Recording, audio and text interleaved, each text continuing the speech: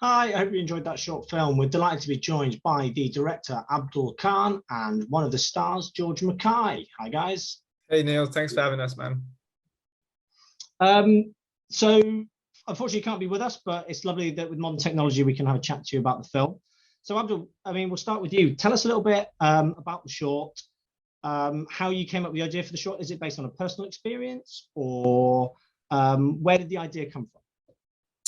This was this is my debut short film, so it's the first time I've been in the director's chair. And I guess I was working on various different film sets as like a sort of in technical department as like a trainee.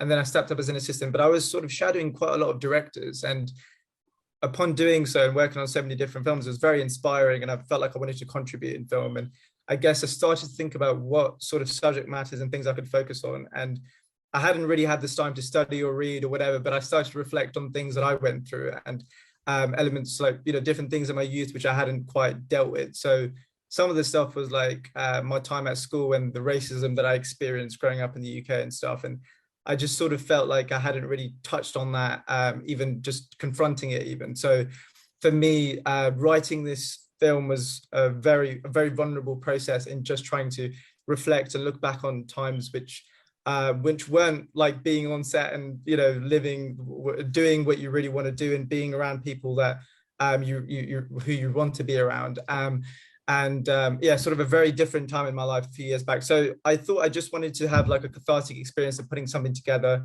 for the first time and making it. And I produced a few short films before writing, directing this one. So I was in a situation where we made a film over lockdown called Slave to the Page, and I guess I was very OCD and I prepped it quite a lot. And there was this one moment on set where I was sort of seeing it all come together. We were on this field and I was sort of up on a hill, and I was just seeing everyone sort of come together and making this film in front of me. And I was just like, this is exciting and satisfying, but not, I kind of want to be there where the actors are and all the action down there. So that was like a moment of like, okay, I love being part of the filmmaking experience. I've given it a go directing. I've given it a go producing, sorry, but I think I need to be there with the actors and really tell stories. So that was sort of, that's where the urgency came to write something, and here we are. Yeah. And then, George, how did you become involved in the project, and sort of what drew you to the project, I suppose?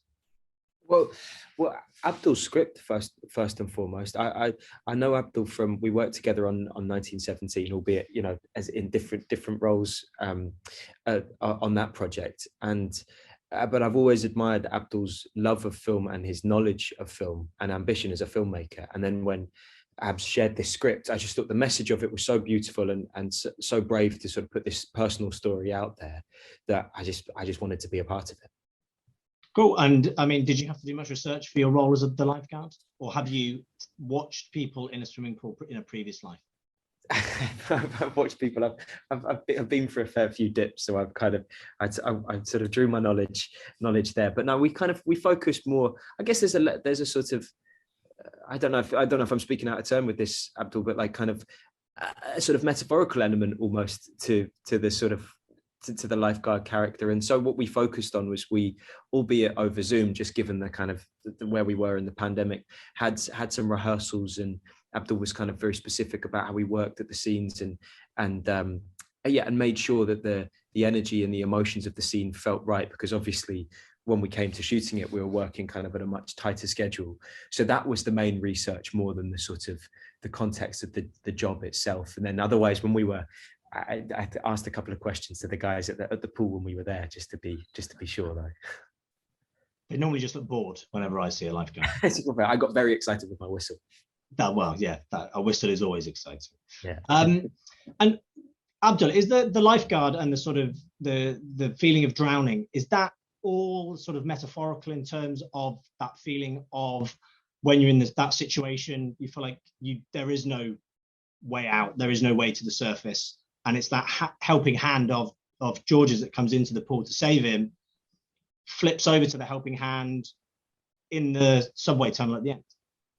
Exactly. It's almost like so it's almost like passing the ballot, almost, like a character going through an experience like that, and then growing up and a few years later sort of looking at a situation where someone else is going through something similar to what he went through, and sort of being there and confronting those people, and you know, sort of turning up at the end, but just about, it's like a metaphor for hope, and sort of looking, you know, that we can all work collectively and be in those situations and do something about it. So it was sort of going in that direction with it. But in terms of the drowning and stuff, that is actually something that happened separately to me. The swimming center thing is like something separate, but it wasn't like in the circumstance of like the character doing it purposely. It sort of accidentally happened, where someone said to me, the best way to learn how to swim is by jumping into the deep end. So that was definitely not the best way to learn. And yeah, so it was sort of, I used that experience to sort of tell that bit story. Yeah. Cool. Thank you so much, guys, for taking the time.